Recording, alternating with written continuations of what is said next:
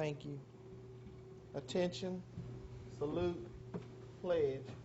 I pledge allegiance to the flag of the United States of America and to the republic for which it stands, one nation, under God, indivisible, with liberty and justice for all.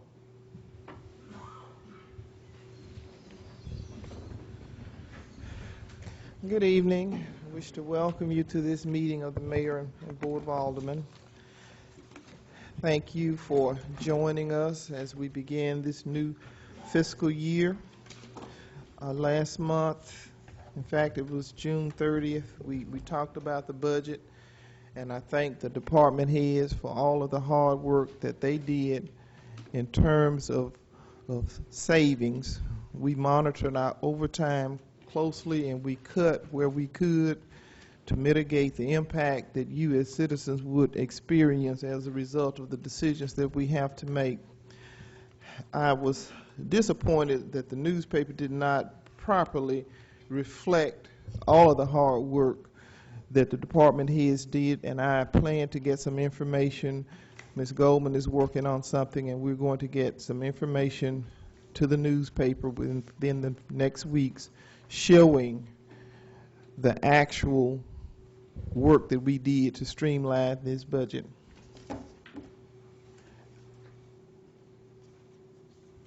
Ms. Goldman, roll call to determine a quorum. Mr. Moore. Here. Mr. Johnson. Here. Mr. Nathan. Here. Mr. Armstrong. Here. Mr. Locke. Here. All present, Mayor. Thank you, Ms. Goldman. June 27th was HIV Awareness. The city of Bastrop joined in by a proclamation, and I posted it on the bulletin board. We certainly want to raise an awareness for healthcare industries that this is a problem in our country. And I saved this article. The source of it is from the Louisiana Health Report Card 2010 on the number of people living with HIV in the areas, in the surrounding parishes. So we want to be aware of that from a health standpoint, and that we are participating with raising that awareness. The repairs to the sewer treatment plant. Joe, do you want to talk about that a little bit? We do apologize for what the residents had to experience. You do realize that this is an aging facility, and Veola Water worked as quickly as possible to get the parts in and make some necessary repairs. And also, before you start talking, Joe, I want to mention that I sent a letter to former mayor and now USDA Director Clarence Hawkins asking for assistance. I had already submitted an application, and this has been a reoccurring process. The city has been seeking to get that plant relocated to another place, and I pointed out 4 factors. We want to look at first the quality of life for the residents that have to endure that, and put it somewhere that's capable to handle a volume of wastewater for future growth. So we are working to that end to get something done. So I've submitted the application to Washington, D.C. to Senator Mary Landrieu, and in addition to that, I have asked USDA Director Clarence Hawkins if he can provide some assistance in expediting that process. Joe? Yeah, I just going to report that all of the source of the offensive odor was the sludge in 3 particular tanks there, and they've all been removed and disposed of with permission of DEQ, and everything was done the way it was supposed to be. Basically, the parts are all in for the repairs. We're waiting for a repair crew to come in and make the repairs, but the odor won't return like it was until, it shouldn't anymore. And repairs will be done as soon as possible, and I'm waiting on a date for the crew to come in and make those repairs. Everything's on hand and ready to go when they get here to do the repairs. Okay. Thank you so much for working as quickly as possible on that. We had a lot of people in town for the union reunion, and the city did very well. I want to thank the Public Works Department, we had some 500 people, was it, Mr. McKee? And I want you to know that I took every opportunity that I could to recruit people to come back to Bastrop and live here. And I got a couple of hits of people that say, you know, I'm thinking about retiring. Some in the banking industry, some engineers, and some of our residents have done extremely well in making a life in different parts of the country. So we want to promote our community in a very positive way.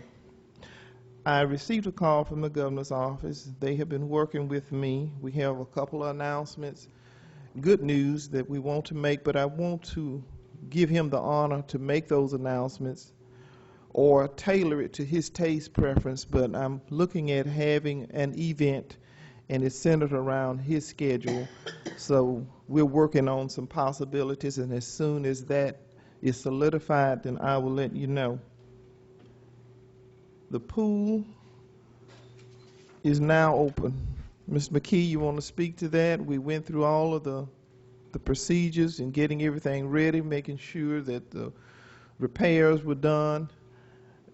The pool was clean, and then after we put the water in, we had to clean the water. Then we had to make sure we have lifeguards and make sure that everything is in place, and appreciate the patience of all of the residents who have waited.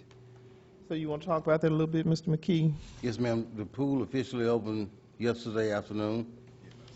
The participation was great. The kids loved it. I don't have an exact number, but the pool is open 2 times a day, and there was at least 100 kids each time. So we had more than 200 kids participating in the pool yesterday, and I haven't been out there today, but I'm going to guess it's about the same time. Thank you, ma'am. Thank you, and please thank the crews for their work. I want to thank the pledges that we have received. We had some pledges promised that I expect to receive, but these are the pledges that we have actually received as of this date. New Macedonia Baptist Church, Dr. and Mrs. John Ziegler, KCB Corporation McDonald's, that's actually someone that's formerly from here. Mr. Henry, L.C. Henry, his mother's a retired educator, and he is very thoughtful about his community. And actually, through 2 of his franchises with McDonald's, he made 2 contributions, one through KCB Corporations and Franchise Food System of Minneapolis, and the American Legion Post. I want to thank your organization, Mr. McKee. You are part of that as a former veteran and everything. Please express our gratitude, and I have made certain that they have all received thank you cards directly from the city. Item number 4, public comments as they relate to items on the agenda.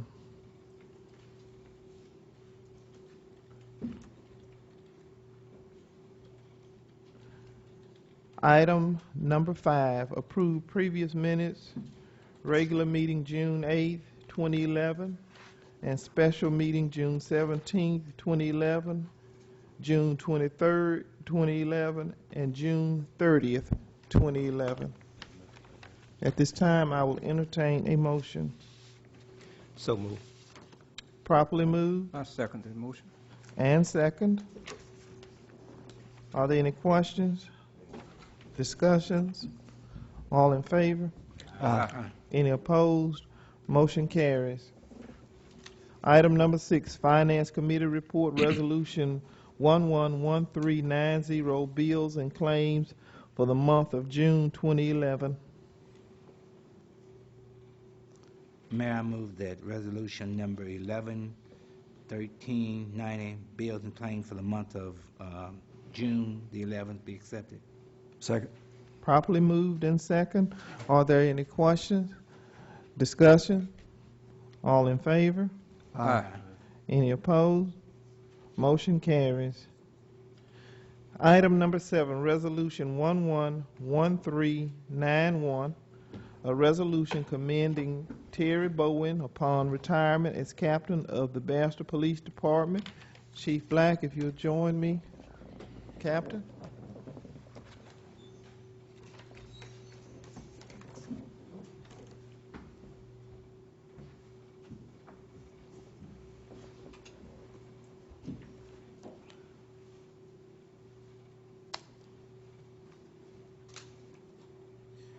Whereas Captain Terry Bowen has faithfully served the citizens of the city of Bastrop, Louisiana for 22 years and 7 months as an officer of the Bastrop Police Department, and whereas Captain Terry Bowen has served under 3 mayors, Mayor John Bond, the late Mayor John Bond, former Mayor Clarence Hawkins, and current Mayor Betty Alfred Olive. He has served under 3 chiefs, Chief Stan Netherly, Chief Allen Freeman, and Chief Downey Black. Whereas Captain Terry Bowen has capably served the city Bastrop Police Department as captain since 1988 and has consistently upheld the highest standards and tradition of the city of Bastrop and the Bastrop Police Department. Whereas Captain Terry Bowen received the Distinguished Service Award for the Ladies of Plaza Dom Social Civic Club in 2004. Whereas Captain Terry Bowen terminated his tenure as captain of Bastrop Police Department upon retirement on July 14, 2011.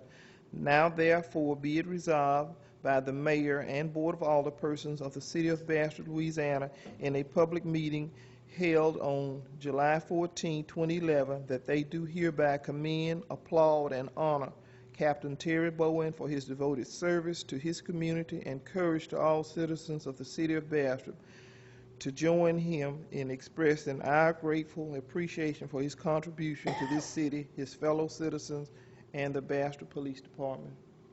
Thank you.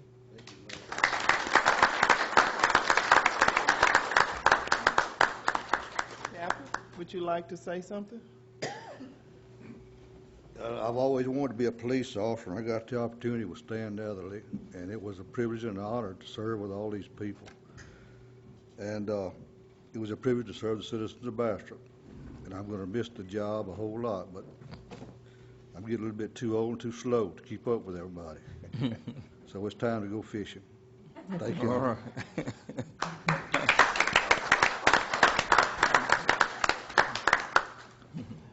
Thank you so much for your service to the city.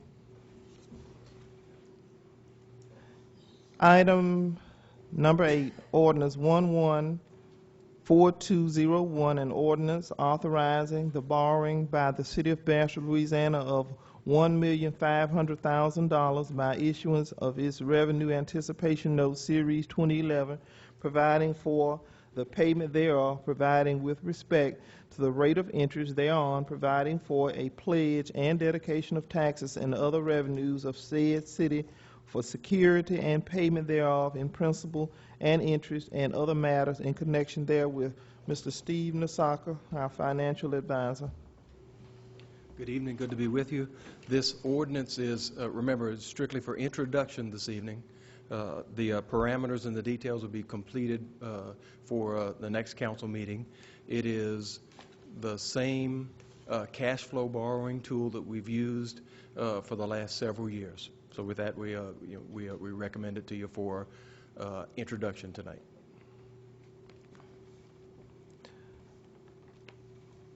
Yep. Okay.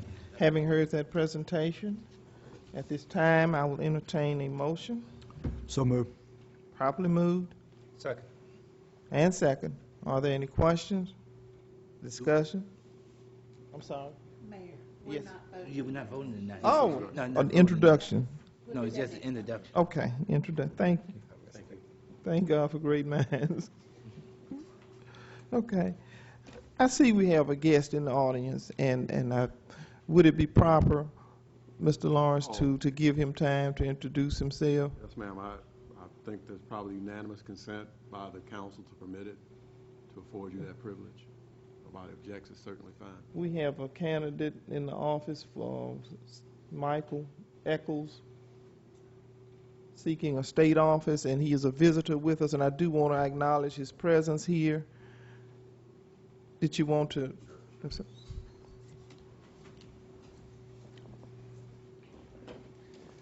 Good evening, and Mayor, thank you for the opportunity to speak.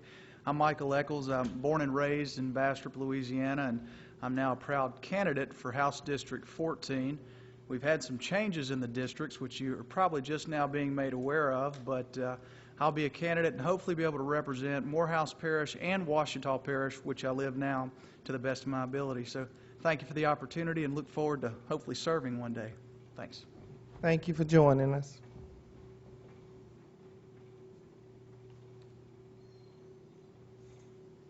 Okay, item number 9, discussion, action, bids of surplus adjudicated property at 309 Ogden owned by the city. Ms. Goldman.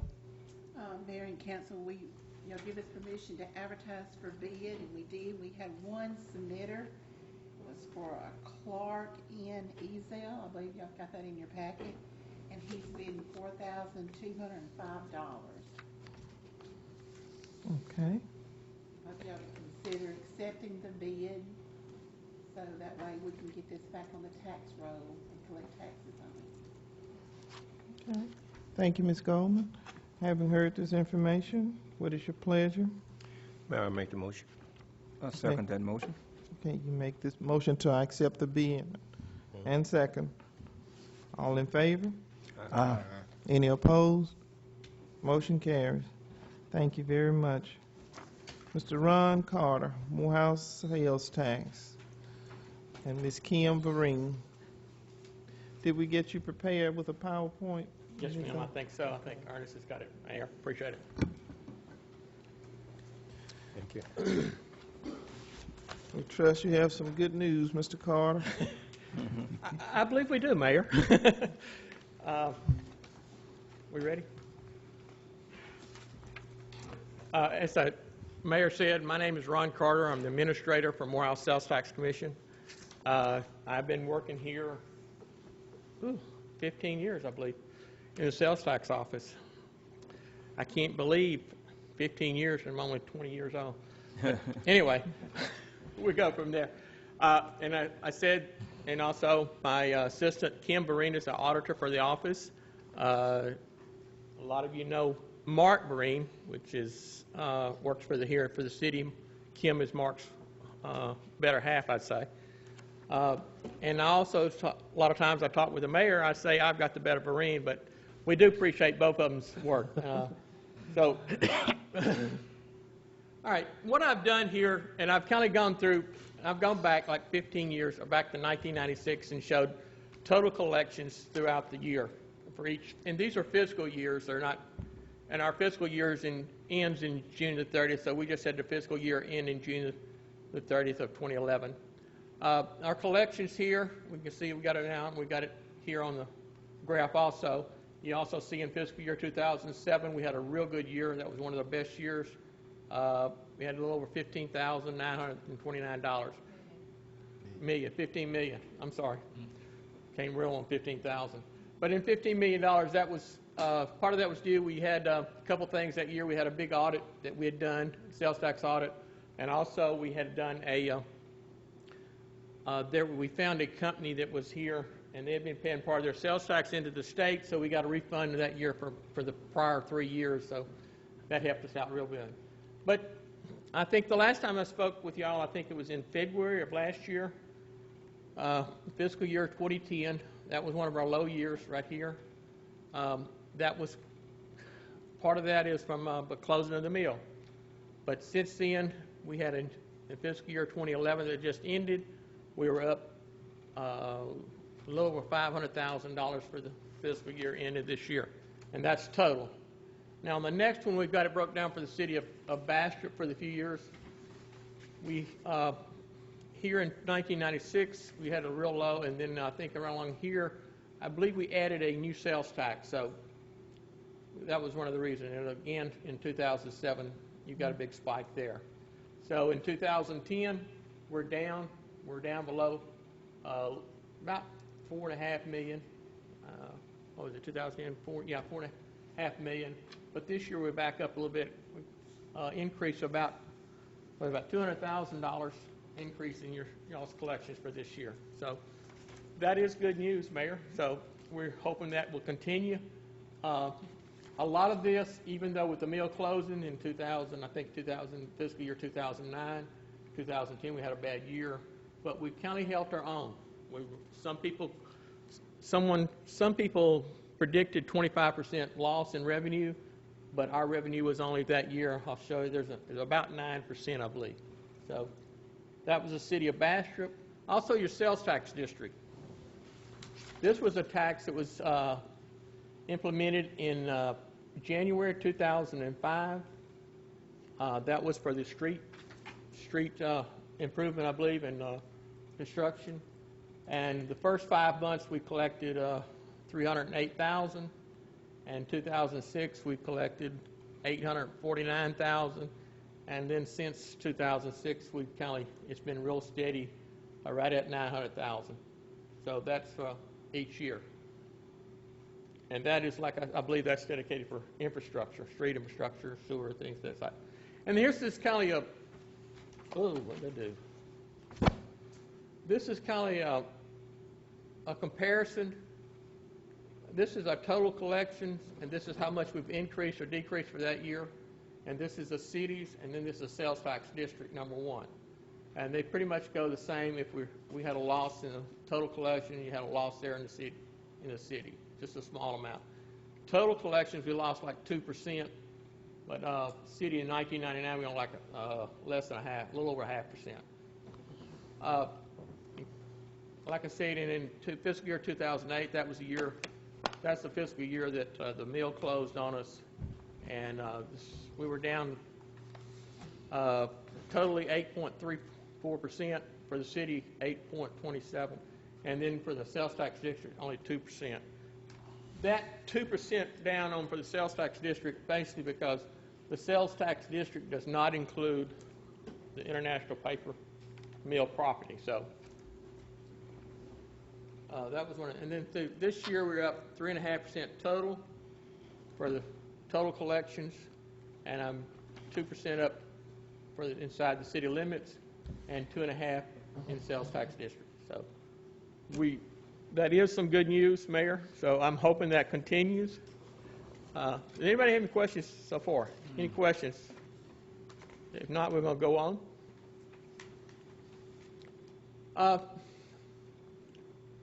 That kind of goes back with all the collections. What we have now, the last time I spoke to you, I gave you a list of legislation that was pending in the legislation.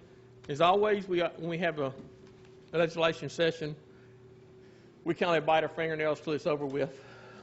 In 2010, some of the things that passed that affect the sales taxpayer to recover costs associated to arbitrary assessments. Basically, they did away with arbitrary assessments. Arbitrary assessment is saying, okay, I can't look at your records. I'm just going to make a guess of what you. So what we have to do, basically what we've done is renamed that as a estimated assessment. Taxpayer to recover attorney fees if taxpayer wins litigation. That's only if on an audit. That does not include litigation when I have to sue someone because they have not paid their sales tax. And we do that occasionally, and we will collect taxpayer fees if we sue them for sales tax for delinquents. Restricted contract auditor's billing method. They changed the method from a contingency basis in 2010 to an hourly basis, so that was kind of new. We do have some contract auditors, and we've been using those, and they've been real good for us. Basically what they do, they go places that Kim don't. They travel all over for different parishes. So, all right, some of the legislation for this year, 2011. These are real kind of.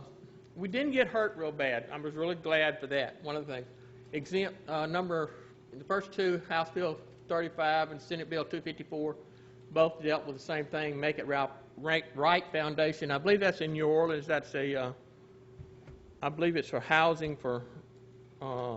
They're building new houses for the. I can't know what I got blank. For the people unemployed and things of that sort. So that any housing built, the sales of building materials exempt. House Bill 247, certain cultural events. Basically, that was passed for the Jazz Festival in New Orleans. So that's not, and then Senate Bill 219, Acadian Culture Special District. That's down in Lafayette area. That has to do with the movie industry. So it's about 8 parishes down there. So that's not going to affect us. And then House Bill 606 amends the radiation center is what it tells how many people has to be working there to be a radiation center. The other House bill, some of the other bills is hotel motel tax. That doesn't affect us. That's in Bunkie. Ad valorem. We don't do ad valorem.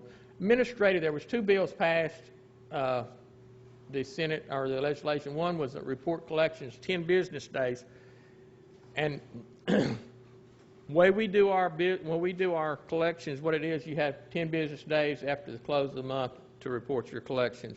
And I think I usually get y'all's, basically what I do, I get the money to the entities, the 30th, 29th, or 30th of the month, usually. So, and that's another thing with some other things we've changed also. And one of the other was the House Bill 639 was abolished certain boards and commissions.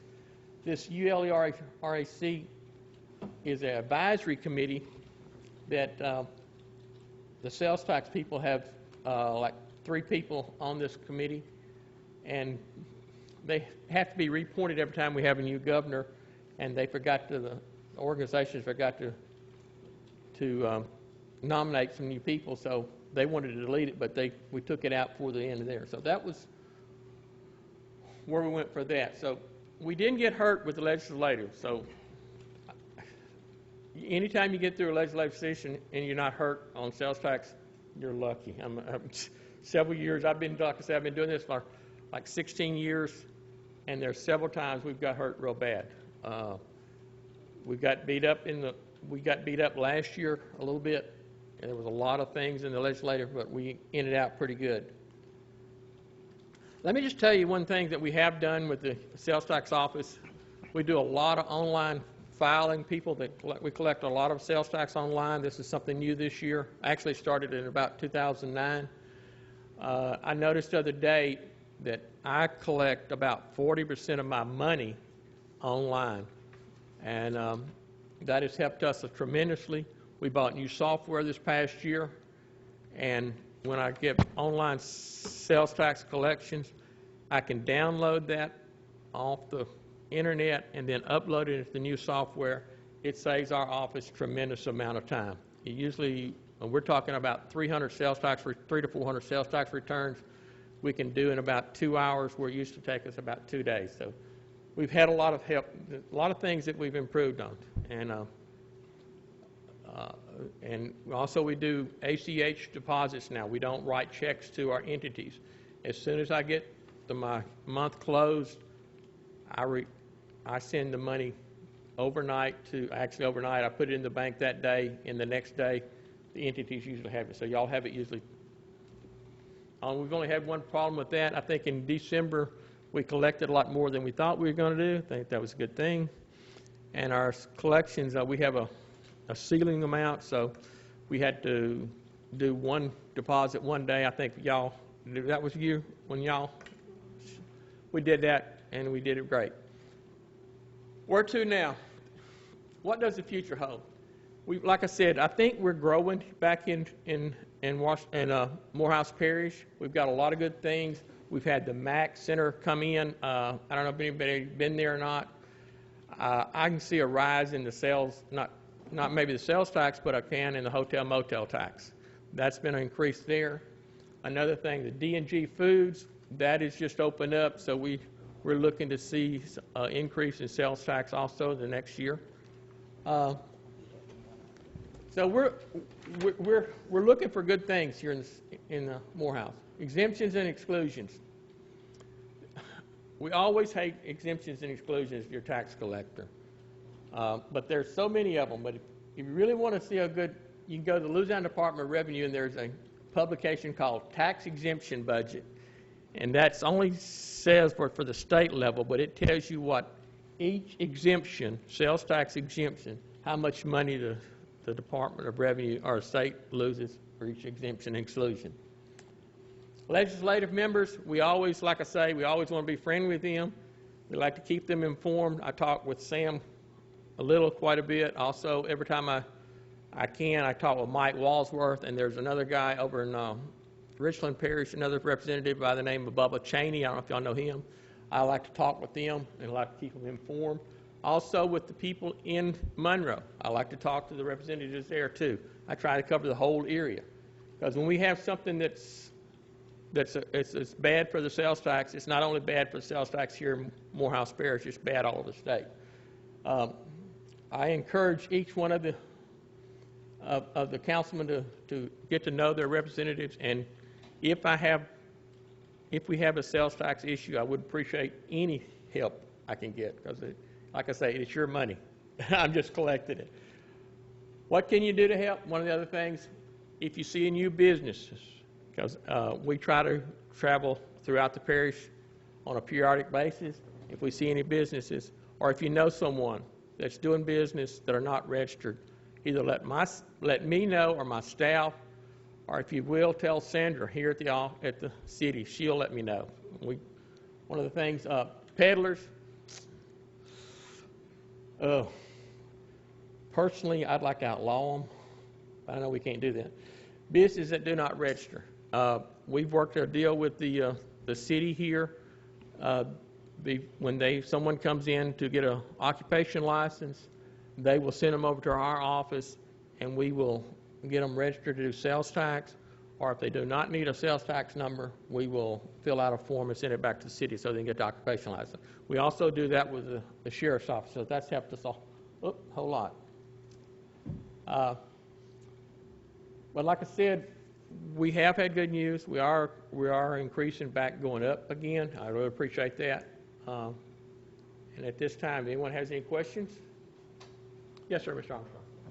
New business, you have a count on how many you have registered within? Not with me.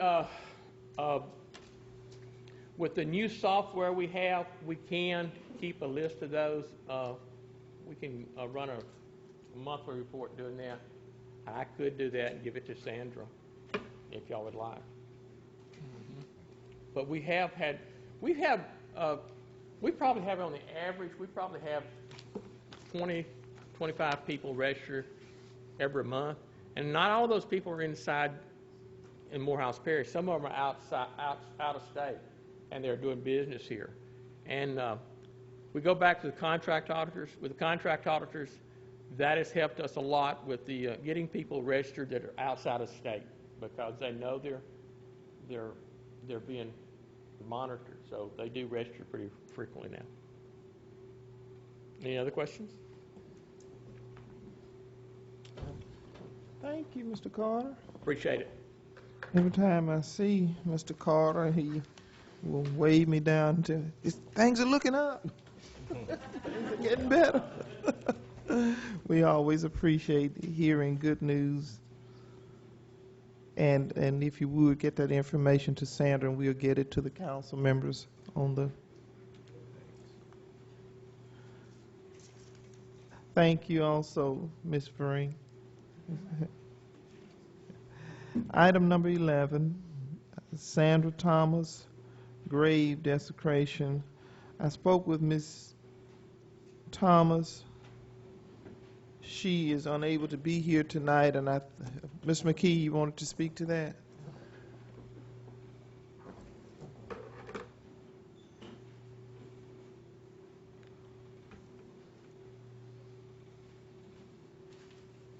Mayor, Councilman,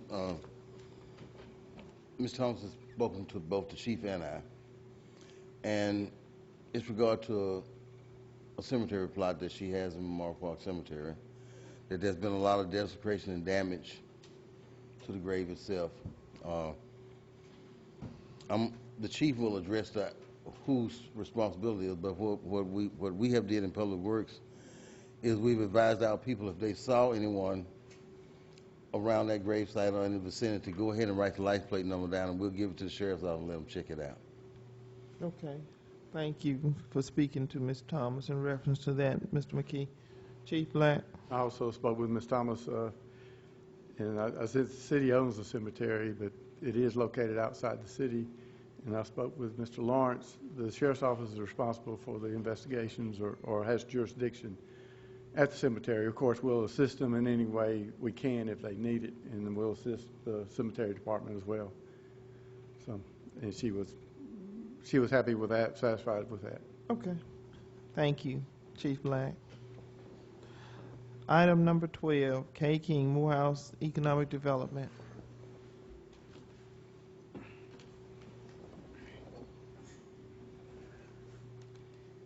Thank you, Mayor and Board of Aldermen. And I'm really excited to follow behind Mr. Carter's speech or his program, because I want to talk a little bit more about initiatives to create sales tax. But I want to first say that our organization appreciates the continued support of the City of Bastrop, and we think that we have a very effective structure of having an organization that can work inside and outside the city limits, because many cases the things that we do outside the city limits also benefits the City of Bastrop. But we appreciate your continued support of our organization and look forward to many good announcements. And as the mayor said earlier, you know, there's a number of things that we've been working on. I don't know if she was referring to the same ones I've been working on, but we have some good things that are on the horizon. We just have to make sure that we have everything together. But I want to point out a little bit of, I think, of people working together that I don't know if any of you have been out by DG Foods, but the police jury has done a great job on putting in shoulders on Chun Road.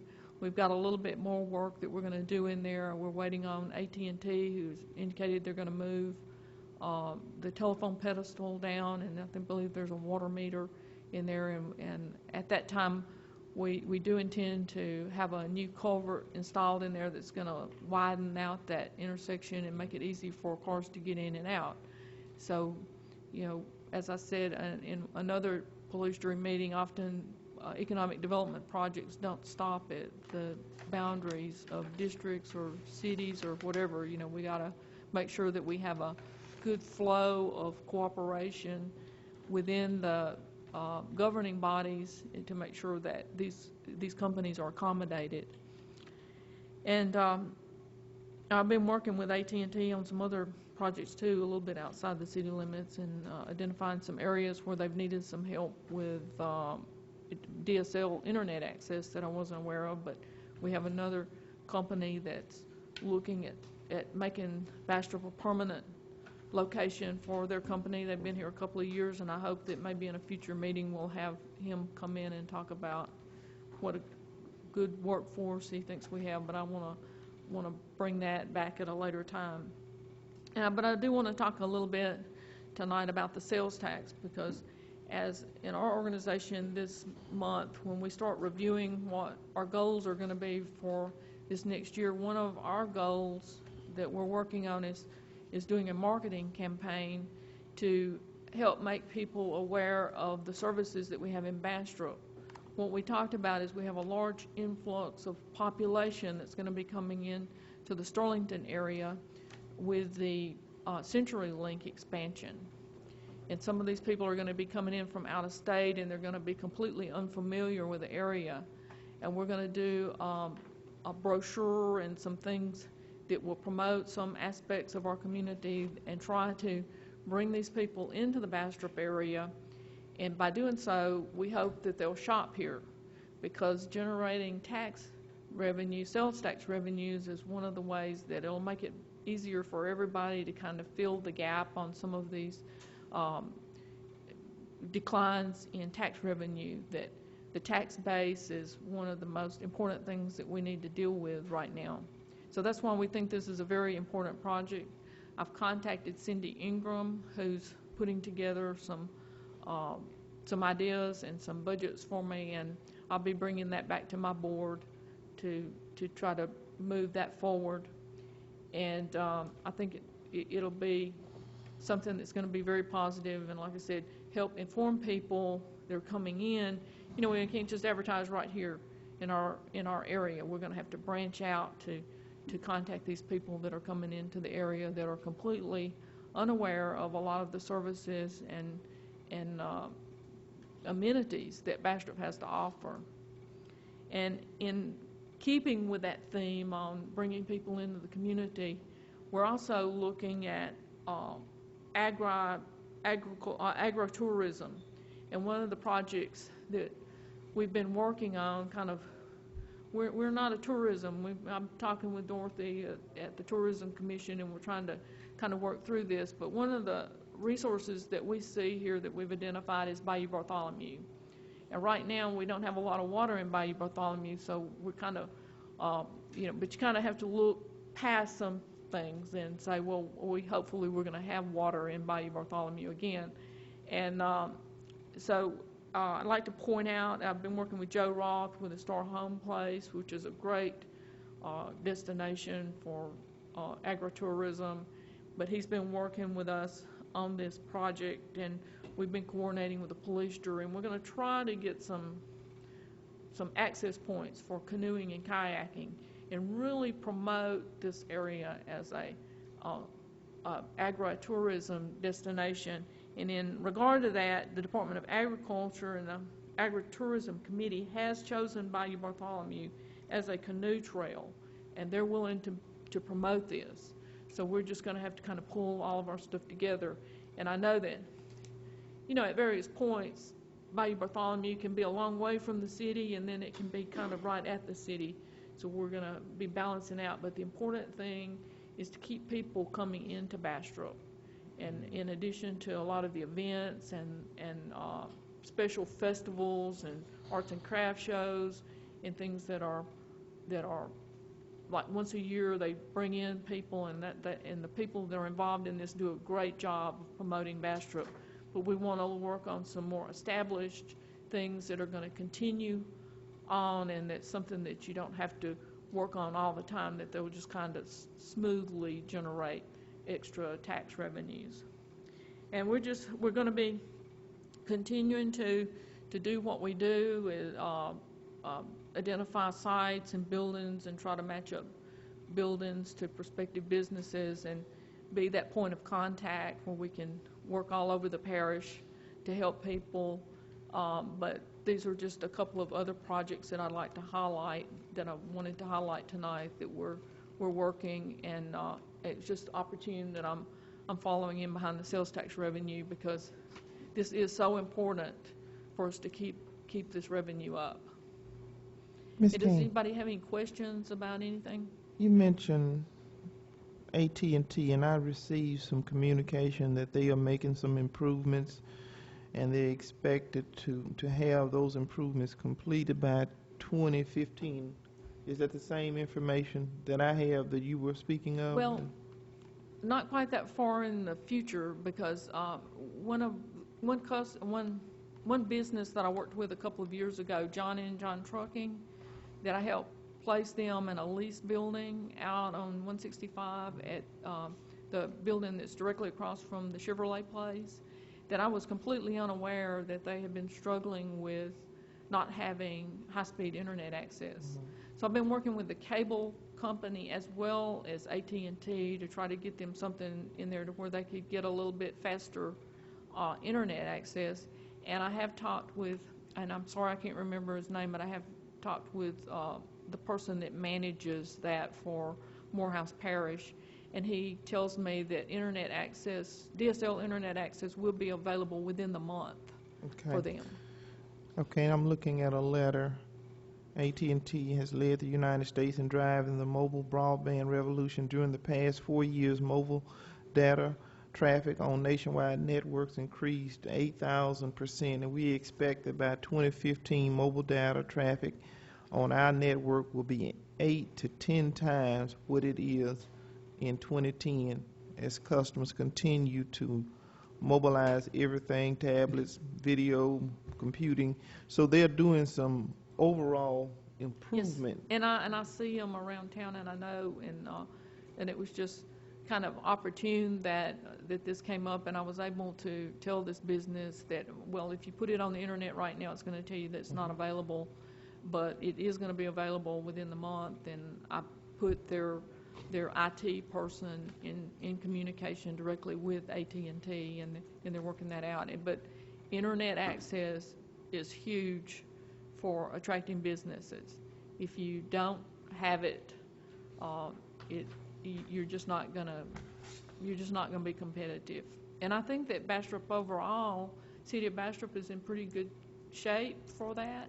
And then with the improvements that Northeast Telephone is making out in the rural areas, I think that this parish has a lot to offer, that we're going to have a lot to offer soon for businesses.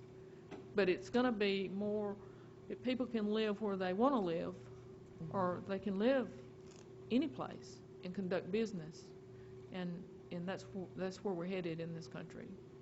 Okay.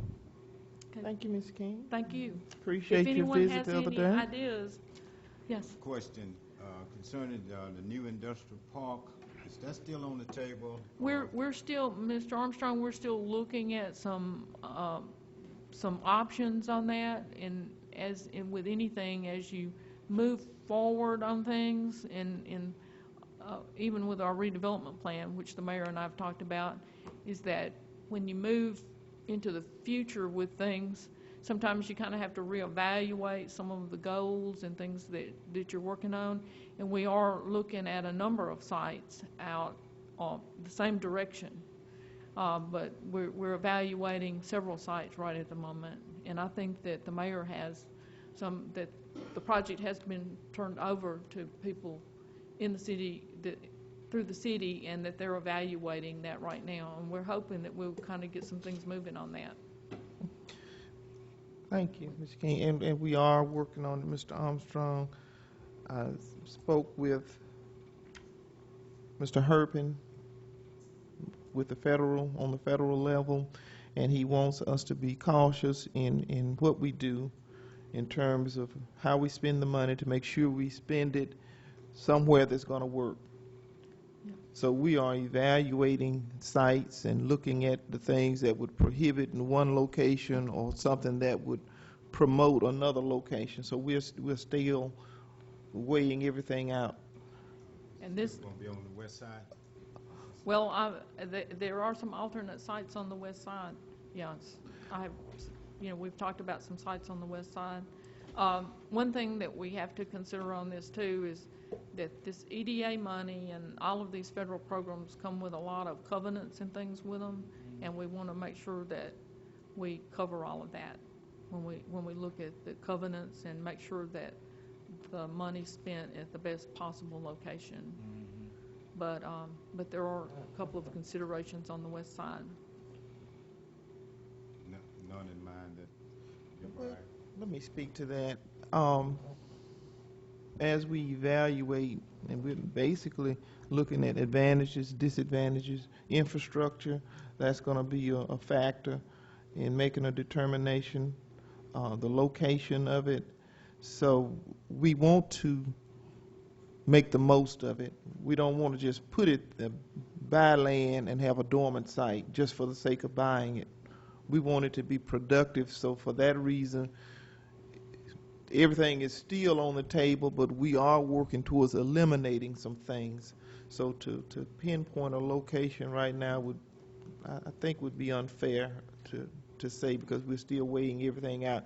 There are things that have to be done, like pipelines. You have to analyze whether it's feasible to put something or purchase land when you can't build anything on it.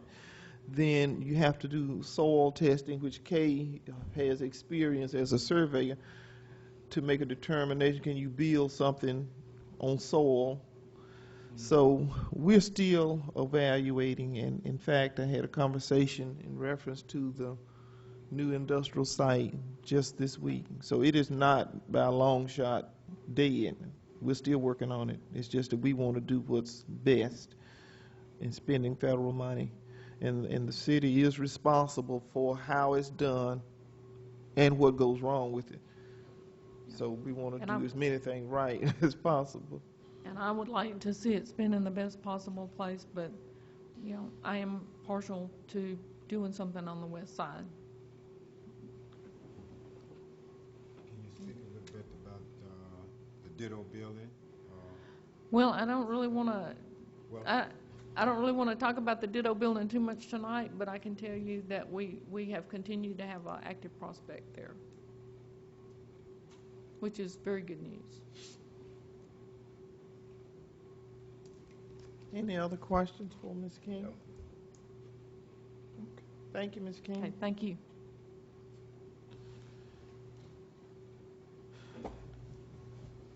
And I agree, we want a balanced approach in all points of entry into our city.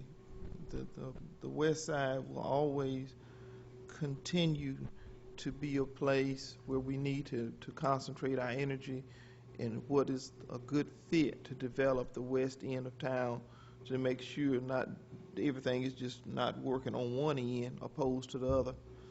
So we will continue to look at opportunities that develop all points of entry.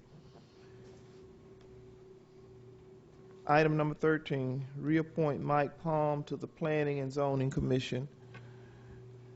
Mr. Palm is not here with us. He has worked diligently with us, and it is my pleasure to reappoint him. He was in on the ground floor of it, so I think he brings a wealth of experience that we can benefit. So at this time, I will entertain a motion to reappoint Mike Palm to the Planning and Zoning Commission. I'll make a motion, Mayor. Properly moved Second. and second. Are there any questions? Discussion? All in favor? Aye. Any opposed? Motion carries. Item number 14, Resolution 111392, Residential Anti-Displacement and Relocation Assistance Plan under Section 104D of the Housing and Community Development Act 1974 as amended. Ms. Goldman. Mayor, this is in conjunction with the grant that we were awarded. It's for a sewer project. It's federal money. It's the LCDBG.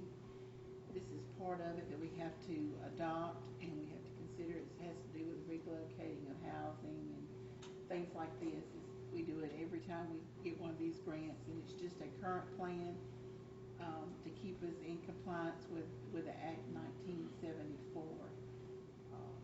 Doesn't cost any money. It's just a procedure that we have to follow through. We ask that y'all consider passing this resolution. What is your pleasure on Resolution 111392? So moved. Properly moved Second. and second. Are there any questions? Discussion? All in favor? Aye. Any opposed? Motion carries. Item number 15. Mr. Lawrence, we're going to need to engage you on this one because we had some prior discussion. Ordinance 114199, an ordinance to prohibit the keeping and/or housing of horses, mules, and like animals within the corporate limits of the city of Bastrop by amending Section 5-12 of the Code of Ordinance of the city of Bastrop and repeal all other sections of the Code of Ordinance that are inconsistent with said prohibition and otherwise providing with respect thereto. Okay. Sure, I can You start want- the discussion there. Please. Based on some earlier feedback that we received from the aldermen, this particular draft was prepared. And, you know, if you look, I guess, in terms of the options that are available to the city on this, there are two, what you can call polar opposites or two extremes. One can be where you virtually have no rules that regulate horses or wildlife or livestock. The other is where you can make it very restrictive and say that you can't have it. This particular draft of the ordinance is in the direction of being restrictive as it is written before you now, because it basically says that you cannot have certain kinds of animals at all, period, if you live within the city. I think that in the ensuing discussion that has happened since among the aldermen is that we would take a look at perhaps regulating particularly horses and other types of livestock that are being ridden, used, kept, or possessed in public right-of-ways, which will be inclusive of streets, sidewalks, other public areas that the public has access to. Now, what I've done since we've been sitting here and since I got the feedback from you right before the meeting started, I've done an alternate draft of this ordinance. If you look at the draft of the ordinance now, it has this section of the Code of Ordinances, a Section A and a Section B. If we only regulate possession or use or the riding of horses and livestock in right-of-ways, then all that we need to do is to change Section A and to delete all reference to changing Section B. Section B is the part that's talking about keeping them pinned in. If you have them, you must have them pinned. So it's almost a matter of what the pleasure of this body is. Like I said, I have here on the computer an alternate draft that deletes the change to B, to Section B, and that modifies the change to Section A to only regulate the possession and use and keeping of animals of this type in public rights-of-way. In addition, it carves out a couple of exceptions. It says if you have an approved parade that the city of Bastrop has authorized, if you have, say, a circus or some other type of amusement activity that the city has authorized, or if you have an activity out at the new center, which is particularly set up for livestock shows, then those activities would be exempt. So really now the question that the council needs to let me know, and I can just instantly print out an ordinance for you, is to tell me, do you only want to regulate rights-of-way? Do you want to leave it as it originally was, and that is to completely prohibit it? Do you want to deal with other areas? It's up to you. And keep in mind, you can always come back and supplement this ordinance as you think through this process about what you would like to have. Okay, thank you, Mr. Lawrence. I believe it would promote some healthy dialogue. We had a very good conversation in our Finance Committee meeting. Chief Black, if you would, and Mr. McKee, if you'll position yourself to come, if you'll recap from the police officer's standpoint for the sake of the public so they can see why we look at all points of view. And the council members, if you want to engage in some dialogue to bring out certain points. Chief Black? Yes, the problem we were having were there were usually mostly young people who were riding horses throughout the city, on the streets, through yards. Also, the horses we find sometimes are not being cared for properly. They are tied up at street signs, right-of-ways, trees, private property, not necessarily the horse owner's property, but and those are the complaints we get most. And of course, the officer has to take quite a bit of time to locate the animal, assess the animal, and try to determine the owner of the animal, and take appropriate action that way. And then sometimes finding the owner of the animal is very difficult, time-consuming, and we'll have to call Mr. McKee's office, get animal control out, and take charge of the horse. And we've had quite a few instances where horses sometimes are just abandoned, like tied up somewhere and just left. And of course, in this weather and the heat and all, they're not always adequately cared for. Okay. Do you have any comments or thoughts, you council members, that you wish to express while Chief Black is at the podium? I guess we had agreed that we're just going to limit the right-of-ways for now. Yes, we discussed about that. Keeping them off the street. Sometimes they pose a hazard. Some of these kids take them, cut across the roadways in front of vehicles. And of course, now I don't know if this addresses, I guess it would be understood that they shouldn't ride the animals on other people's property as well without their permission. So that would limit the use of the animals around the city as transportation. I think we need to make that crystal clear. That's a good point. I mean, even though one might say that should be understood, you really have to tell people, no. Yeah. So, No right-of-ways. Mr. McKee, let's hear from the Public Works standpoint. These are the two departments that are affected the most, and resources have to be used. So let's hear from the Public Works standpoint.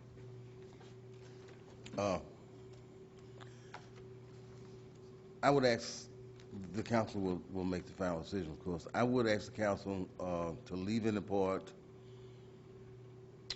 of the ordinance that says they must be fenced in. And I would like for it to also say, with a minimum of 4 strands of wire. The biggest problem we have, and that the chief have, the horse problem has actually made the police department and public works work a lot closer together than we normally do. But the biggest problem is horses on other people's property, not fenced in. And if they're not fenced in, sooner or later they're going to get on the public right-of-way. And as Mr. Lawrence put it, this may actually have to be a work in progress. Okay. Thank you, Mr. McKee. I think another point that was brought out, and if one of the council members or any of the council members wish to comment, and looking at that we now have the MAC Center located, and we certainly want to support the efforts of the MAC Center. The MAC Center is not limited just to horses. I think they'll do concerts and other things. Is that correct? Right. So, to the credit of the MAC Center that was brought out in the Finance Committee meeting, council members, dialogue. You want to talk about what you would like to propose for the attorney to draft? Doug, I propose that if we are to pass an ordinance, the horses must be fenced in and no riding on any public right-of-ways. now, along those lines then, I think that's a very good point. So if you have this property owner who doesn't have a fence, but they have horses or a horse, the fact is, going forward, that person would have to pin them in, Yes. In other words, it's not good enough to say the horse is tied up. Must That's be right. fenced. Must be fenced. Whether they've been a problem or not, must be fenced. Fenced. Okay. I would say, Mr. Lawrence, it must be fenced in with 4 strings of wire. As precise as you can get. All right. Council members, to my left, do you have any comments? I think this is the time to talk about it and let the public know that this body is considering every aspect of it. We're looking at the law enforcement and how it ties the law enforcement up. We have to give consideration there. We're looking at public works and our limited resources with being able to house a horse. Then we're looking at the MAC Center. We don't want to impede development, economic development.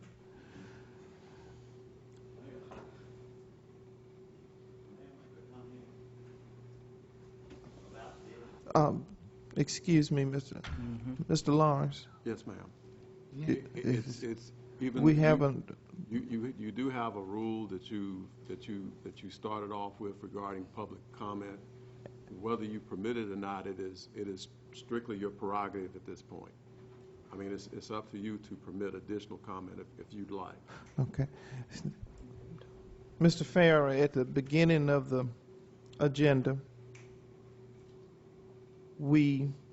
public comments as they relate to items on the agenda, which is the time to bring out your comments in reference to. I'm hearing things, though, that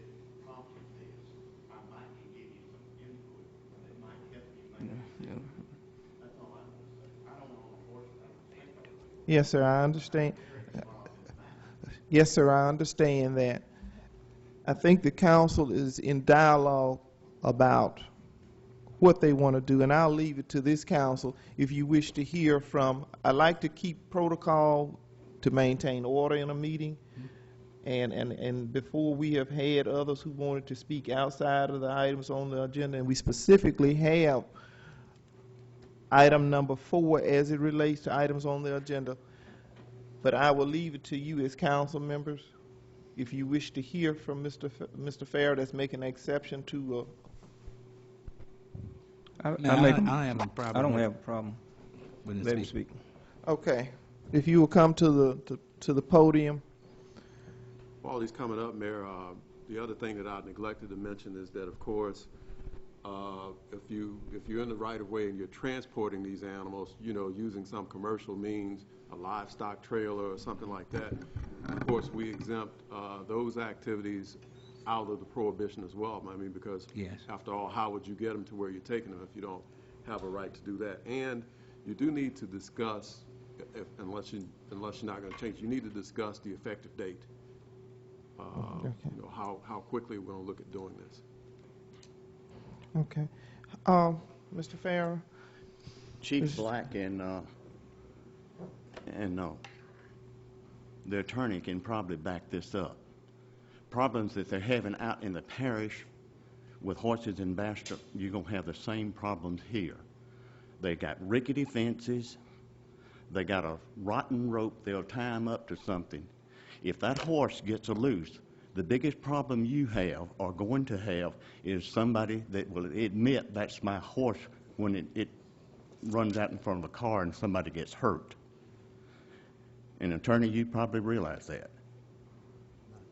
Because horses you can't sell one now for $30. I was in Delhi a few days ago, and this was being brought up about how the horse industry had died. People are selling off their breeding herds for terrific losses because there is no market for horses anymore. If you have one that gets shot, breaks a leg, you put him down, then the law says you have to dig a hole and put him in it. I mean, used to there was a lot of horses that were shipped to Europe to eat, but that's no longer available. You can't do that. So the market is down. But the liability the city will be facing if one of these horses gets out of somebody's yard and causes a wreck, and then finding the right person that will admit owning that horse, because I grant you they don't have liability. Thank you. Okay. Thank you, Mr. Farrer. And again, we do appreciate your input. I do like following protocol and procedure, and I made an exception and for the council to allow. Yes, sir. But for the future, I do urge that we follow the public comment section at the very beginning of the agenda. Council members, any more? Man, trying to address what Mr. Farrer is saying, Yes, we sir. did not want to penalize those people who takes care of horses or who have had horses in the past. So we didn't want to penalize those people by just cutting off all access to horses. So this is the reason why we're saying those, we have some type of different stipulations on it.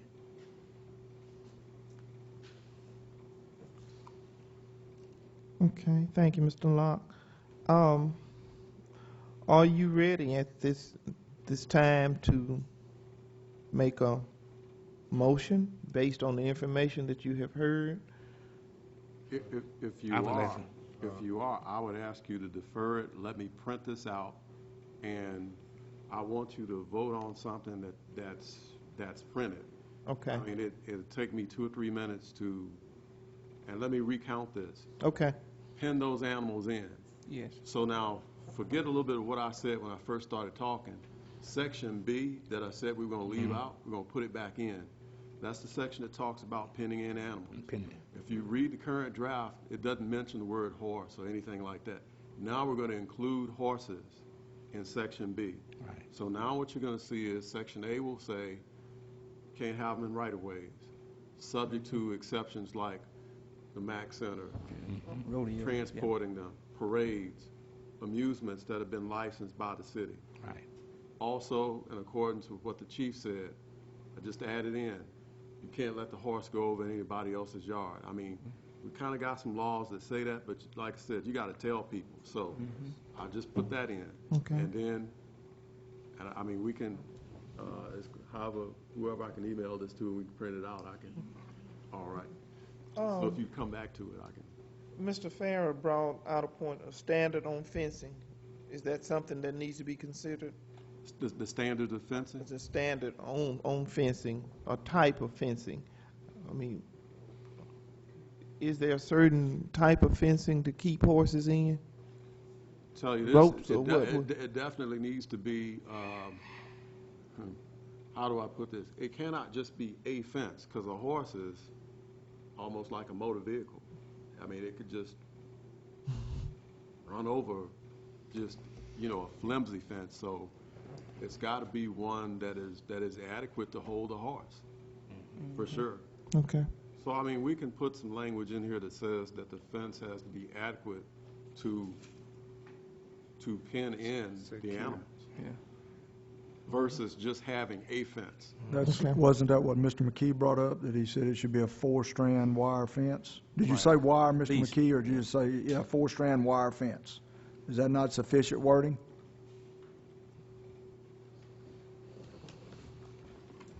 Said at a very minimum, a 4-strand wire fence. Minimum. And that way you can exceed that if you. There are numerous types of fence that you can use to keep a horse and cattle in. Right. From electrical shock fences to barbed wire to hog wire or chain link fence. I think what Mr. Lawrence said is going to probably be about the best way to word it. I'm not an attorney, but adequate to maintain the horse, to keep the horse in. Then it ought to be a judgment call on the police department's part. But of course, if the horse got out, obviously it wasn't adequate. Thank you, Mr. McKee.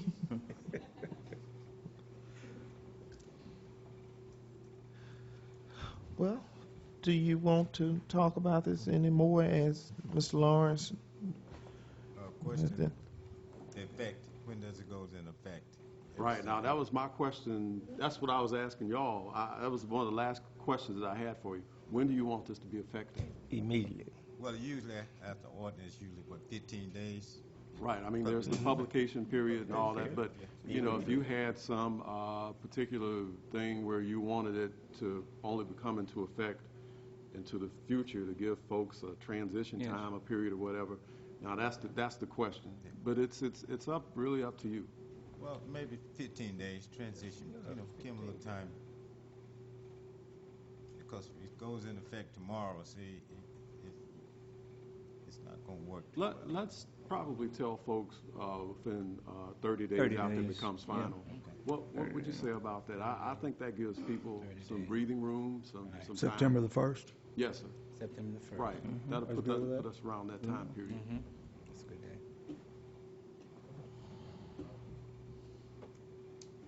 Okay, looks like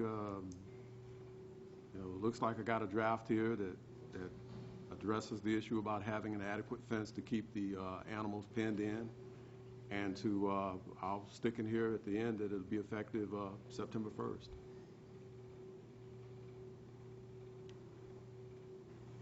Okay, have you covered all the points of interest that you had in reference to this ordinance? This is the time. Of course, this is a work in progress, and we'll see how this works. And if we have to revisit, we'll come back with more information so that you can have ongoing dialogue, whether we need to change it, abandon it altogether. I think we're obligated to keep our ears open to the public's safety. Always is a priority, and meeting the needs of the citizens. Mayor, as we stated, I think we said that it's going to be an ongoing progress, and I think for the night, I think we have enough in it for tonight. Okay. Okay. Thank you. Mayor, while we're waiting on Mr. Lawrence to get through, we did not take a motion or vote on the resolution for Captain Bowler. Okay. Failed to do that, so can we go ahead and Sure. do that? That's right, when I went to the podium. And I'll entertain a motion on Resolution 111391, commending Terry Bowen upon retirement as captain of the Bastrop Police Department. So moved. Sandra? Properly moved and second. Any question? Discussion? All in favor? Aye. Any opposed? Motion carries. Thank you for that observation, Ms. Goldman.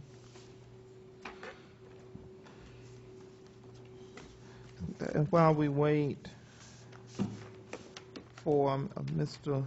Lawrence to finish that drafting that ordinance, let's see, we have that's on item number 15. I am going to ask for a motion to expand the agenda. So moved. Okay, I have Second. 2 items. Okay, and I have to give the reason.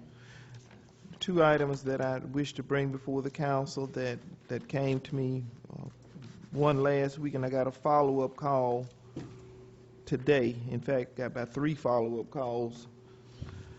And this is regarding annexation, a preliminary approval. Mr. Lawrence and I have already talked, so he is aware of what needs to be drafted. And then also the tobacco in the parks. Those are the 2 items, and I see Ms. Benson and Ms. Carpenter are here with us tonight. So taking the first item, you ready for us to? I am. I just sent the document to be printed. Okay. And so that's fine. That's on the annexation, right? Right. Yes. Did I do everything? Got entertained a motion to?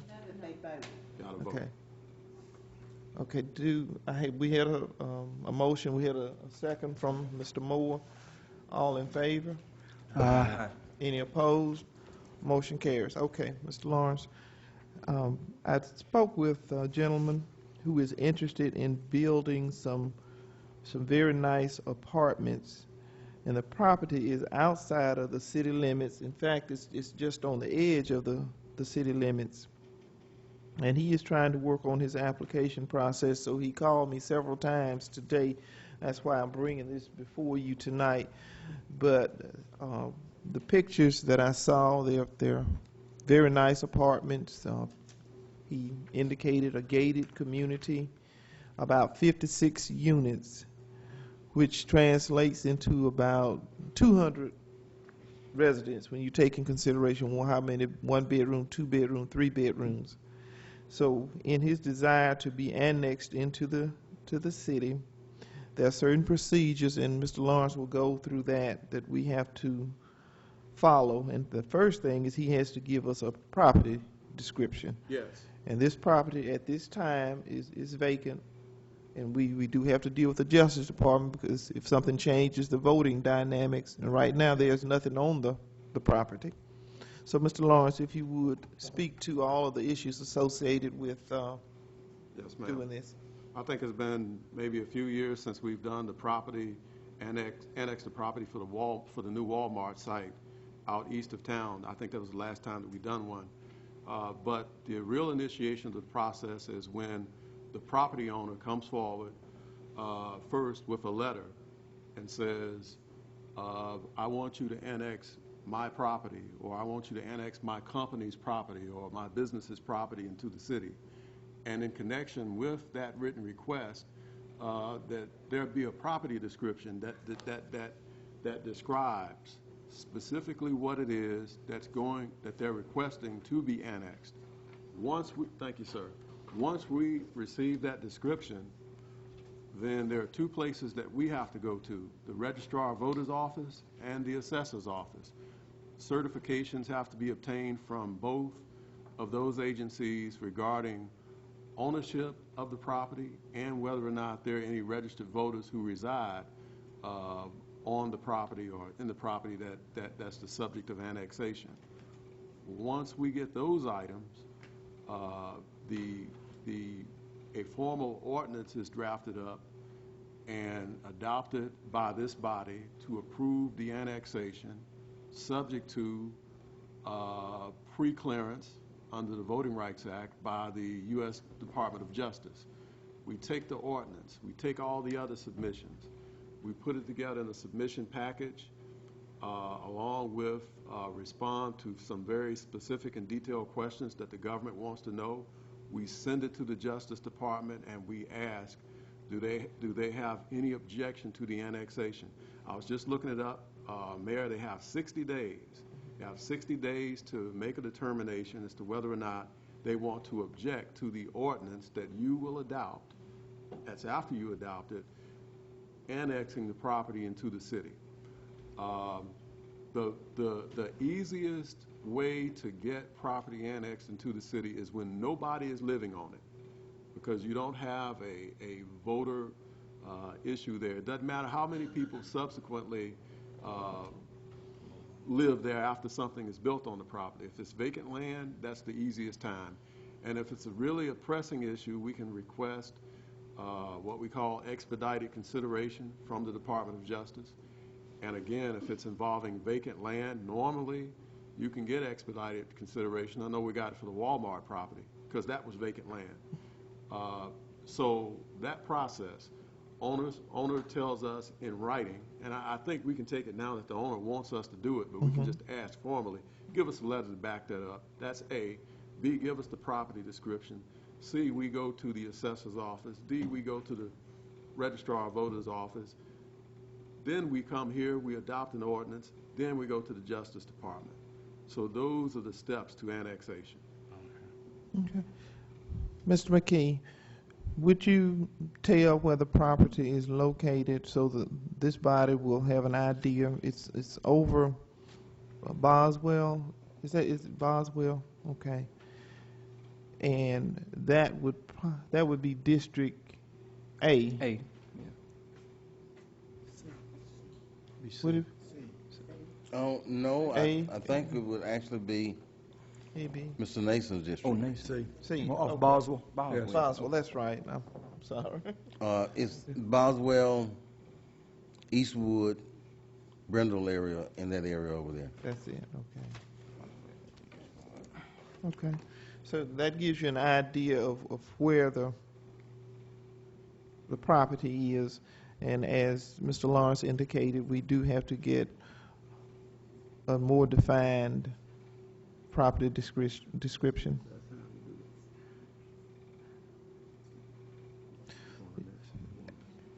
A and C kind of border each other. Mr. Moore's district and, okay. Mayor, also, Mr. McKee brought to my attention, we have 5 property owners that is across the street from Walmart that's been waiting on us to annex. They won't Okay. in. There's no one living there. Mr. Lawrence said this would be a perfect time Okay. to include them also. Okay, and I do recall we talked about to really maximize doing an effort like this, we need to include as much as possible at one time. Yes, I mean, if we know it, we should go with it. Let me say this, before it becomes final, of course, it's gonna have to be in an ordinance that comes before you.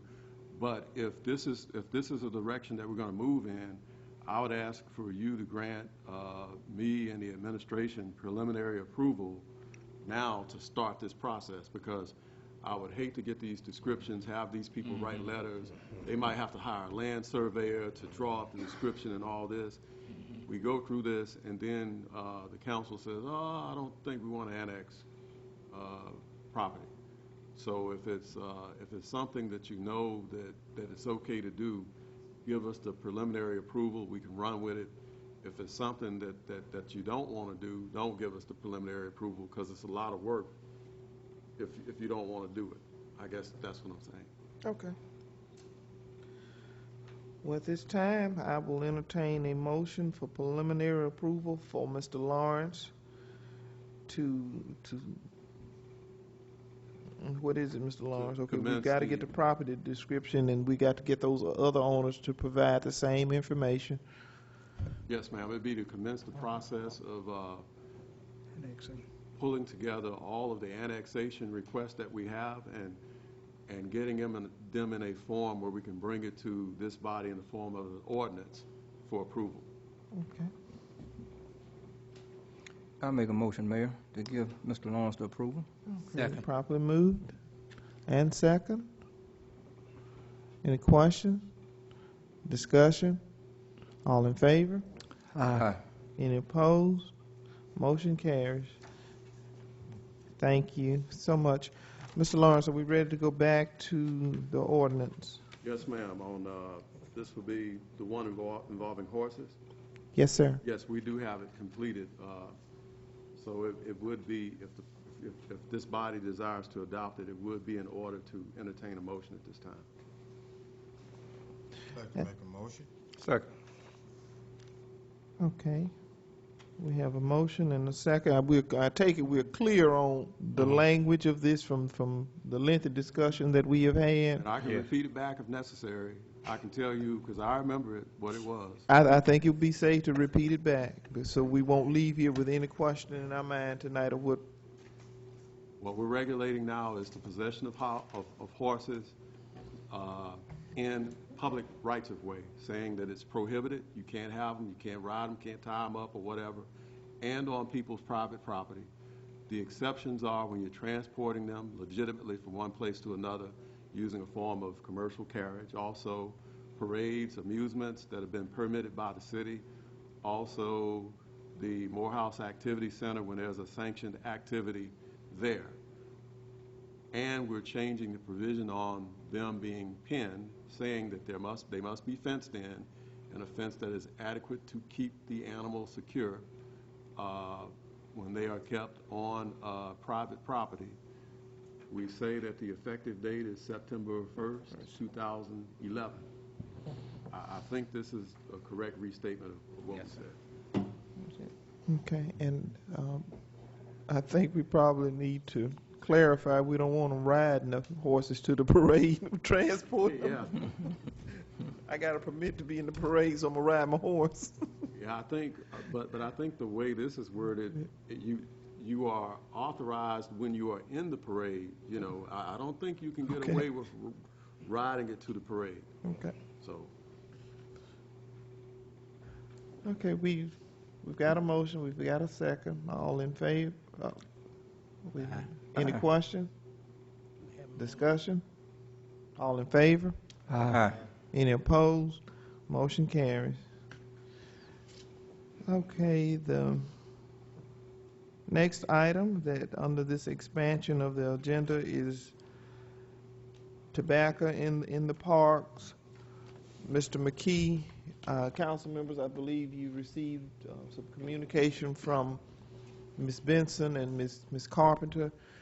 Mr. McKee, you want to come back and just do a recap on the request here, and then we can enter into some dialogue.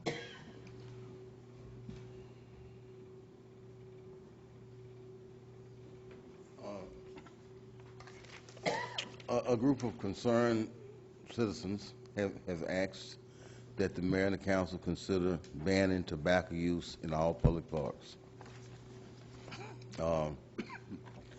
They gave a presentation to the council about 2 months ago, and I don't think there was a clear direction in which way the council wanted to direct Mr. Lawrence to do the ordinance. And Mayor, I think that's where we are now. Okay.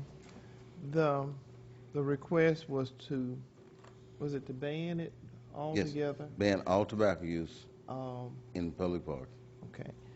And I recall somewhere in some conversations where there was some entertainment on areas, restriction.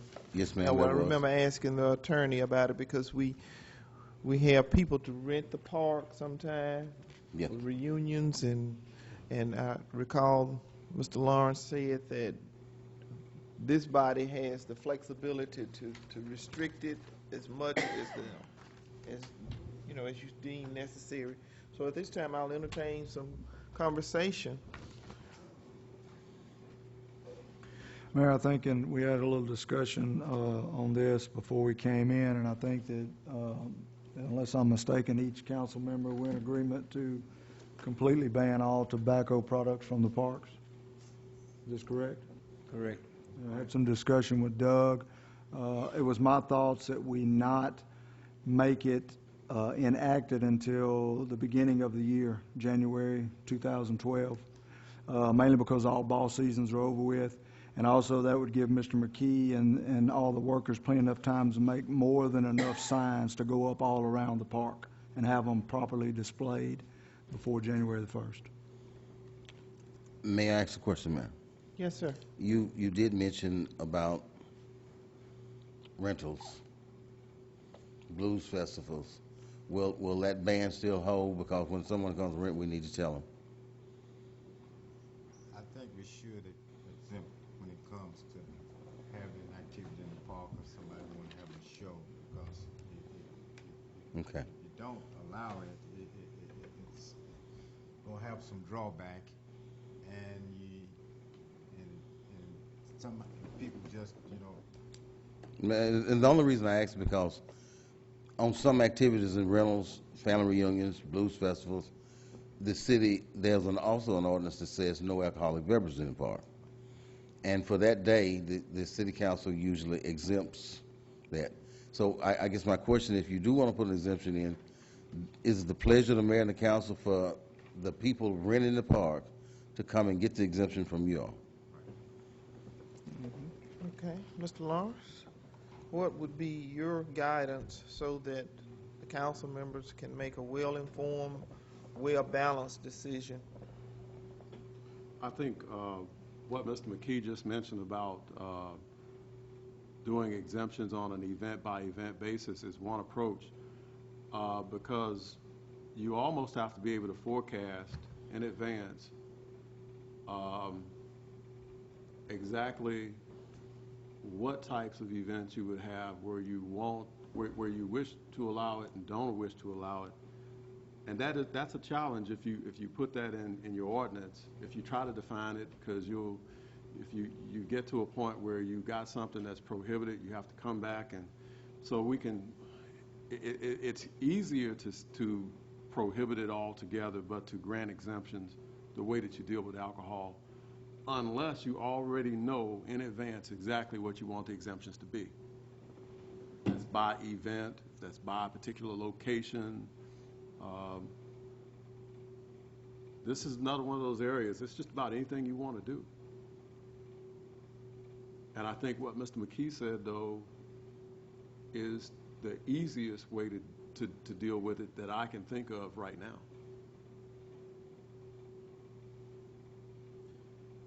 Okay, Mr. Nason and Mr. Armstrong have both made very valid points that I think are worthy of consideration. And, I welcome your comments and your thoughts on what you think is fair when you get ready to offer a motion. And we're just offering this for introduction, right? Yes, sir. This would have to be introduced tonight, since this is the first mention or consideration of, the first formal written introduction of something on it. It could, of course, be amended at subsequent meetings, but this would be the introduction date. The way that I have it drafted now for introduction is a complete ban. And I did incorporate the provision about making it effective January 1st, 2012. So, But the exemption is not in there. there is no exemption, but always realize this is your ordinance. It's not a state ordinance or a higher. So you can, just like you do with alcohol, you can say on this particular date I'm going to suspend it. If you want that in here, I can put that in here. It's what you want. And I could say something like, this body retains the right to grant exemptions on a case-by-case basis upon application being made. Okay. Mr. McKee, let's come back, because we really do want to be fair and balanced in this. How is it done with blues concerts and festivals. I think y'all analogizing it to how it's done with alcohol. Yeah, I think the way we were talking, the way that I was just talking is the way that it is done now for that, where you have this exemption, this total exemption, but then it's always been very clear that folks come up and they ask, look, we have the annual crawfish festival, we have the annual whatever. We're asking again this year for the exemption. So I know that's how you've been doing the other events for alcohol. Okay. Yes, ma'am. Every event where alcohol is exempted, the person or persons or organization that's renting the park has to come and get an exemption from this council. Okay. Are you ready to offer a motion for introduction? Well, Oh, yeah, I like that, but you don't have to do it. It's okay. if at least if there can be a consensus on what we start off introducing. Okay. Because right now it's a complete ban with no exemption written into it. An exemption can always be granted based upon folks coming forward. And like I said a moment ago, if you want me to put something in here that says that, I can do that too. It's whatever you want. I think we just could go with a complete ban, and unless someone requests, as Mr. McKee had said, we want to have a special event, then we make the exempt thing. Otherwise, then we just ban it completely. No tobacco use. Ma'am, may I ask a question? Sure. It just dawned on me. This is all public parks, right? Mr. Johnson, Clark Lee edition. Not many people know that, but that is a public park.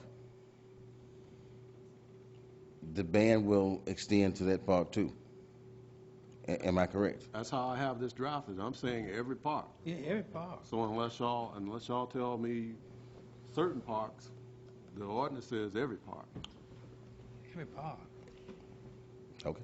Yeah, every park. All parks. Sir? I believe all parks. I think our biggest question now is about the exemptions.